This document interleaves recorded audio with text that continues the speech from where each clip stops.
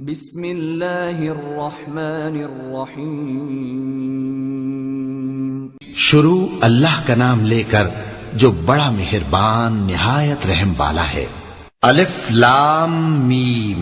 اس میں کچھ شک نہیں کہ اس کتاب کا نازل کیا جانا تمام جہانوں کے پروردگار کی طرف سے ہے۔ کیا یہ لوگ یہ کہتے ہیں کہ پیغمبر نے اس کو از خود بنا لیا ہے؟ نہیں، بلکہ وہ تمہارے پروردگار کی طرف سے برحق ہے، تاکہ تم ان لوگوں کو ہدایت کرو جن کے پاس تم سے پہلے کوئی ہدایت کرنے والا نہیں آیا، تاکہ یہ رستے پر چلیں۔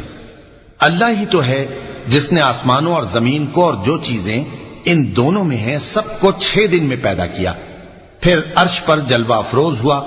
اس کے سوا تمہارا نہ کوئی دوست ہے اور نہ سفارش کرنے والا۔ کیا تم نصیحت حاصل نہیں کرتے؟ وہی آسمان سے زمین تک کے ہر کام کا انتظام کرتا ہے، پھر ہر کام ایک روز جس کی مقدار تمہارے شمار کے مطابق 1000 برس ہوگی اس کی طرف رجوع کرے گا۔ اسی شان کا ہے وہ خالق جو پوشیدہ اور ظاہر کا جاننے والا ہے، غالب ہے، بڑا مہربان ہے۔ وہی جس نے ہر چیز کو بہت اچھی طرح بنایا، یعنی اس کو پیدا کیا اور انسان کی پیدائش کو مٹی سے شروع کیا، پھر اس کی نسل ایک قسم کے خلاصے سے یعنی حقیر پانی سے بنائی، پھر اس کو درست کیا، پھر اس میں اپنی طرف سے روح پھونکی اور تمہارے کان اور آنکھیں اور دل بنائے، مگر تم بہت کم شکر کرتے ہو۔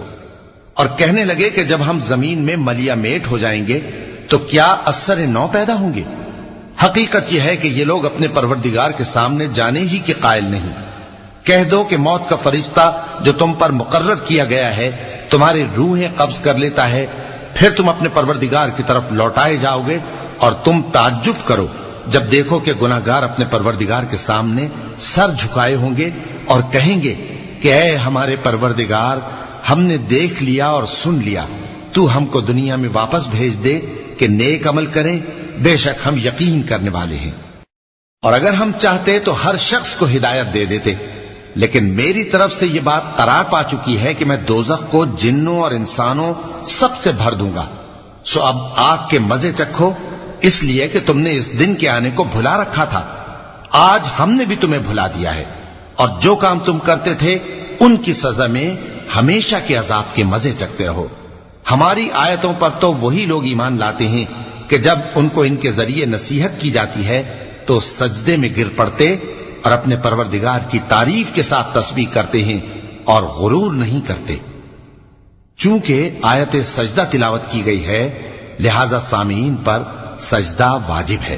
ان کے پہلو بچھونوں سے الگ رہتے ہیں، اس حال میں کہ وہ اپنے پروردگار کو خوف اور امید سے پکارتے اور جو کچھ ہم نے ان کو دیا ہے اس میں سے خرچ کرتے ہیں۔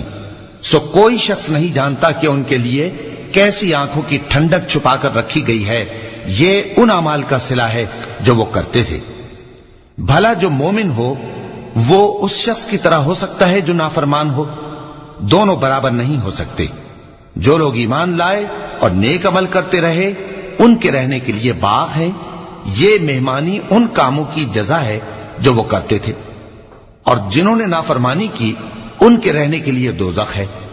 جب چاہیں گے کہ اس میں سے نکل جائیں تو اس میں لوٹا دیے جائیں گے، اور ان سے کہا جائے گا کہ جس دوزخ کے عذاب کو تم جھوٹ سمجھتے تھے اس کے مزے چکھو، اور ہم ان کو قیامت کے بڑے عذاب سے پہلے دنیا کے عذاب کا بھی مزہ چکھائیں گے، شاید وہ ہماری طرف لوٹ آئیں۔ اور اس شخص سے بڑھ کر ظالم کون جس کو اس کے پروردگار کی آیتوں سے نصیحت کی جائے تو وہ ان سے منہ پھیر لے۔ ہم گناہگاروں سے ضرور بدلہ لینے والے ہیں، اور ہم نے موسیٰ کو کتاب دی تو تم ان سے ملاقات ہونے سے متعلق شک میں نہ ہونا، اور ہم نے اس کتاب کو بنی اسرائیل کے لیے ذریعہ ہدایت بنایا تھا، اور ان میں سے ہم نے پیشوا بنائے تھے جو ہمارے حکم سے ہدایت کیا کرتے تھے، جبکہ وہ صبر بھی کرتے تھے اور وہ ہماری آیتوں پر یقین رکھتے تھے۔ بلا شبہ تمہارا پروردگار ہی ان میں جن باتوں میں وہ اختلاف کرتے تھے قیامت کے روز فیصلہ کر دے گا۔ کیا ان کو اس امر سے ہدایت نہ ہوئی کہ ہم نے ان سے پہلے بہت سی امتوں کو جن کے رہنے کے مقامات میں یہ لوگ چلتے پھرتے ہیں ہلاک کر دیا؟ بے شک اس میں نشانیاں ہیں، تو یہ سنتے کیوں نہیں؟ کیا انہوں نے نہیں دیکھا کہ ہم بنجر زمین کی طرف پانی رواں کرتے ہیں پھر اس سے کھیتی پیدا کرتے ہیں جس میں سے ان کے چوپائے بھی کھاتے ہیں اور یہ خود بھی کھاتے ہیں، تو یہ دیکھتے کیوں نہیں؟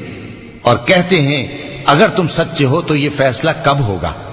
کہہ دو کہ فیصلے کے دن کافروں کو ان کا ایمان لانا کچھ بھی فائدہ نہ دے گا اور نہ ان کو مہلت دی جائے گی، تو ان سے منہ پھیر لو اور انتظار کرو، یہ بھی انتظار کر رہے ہیں۔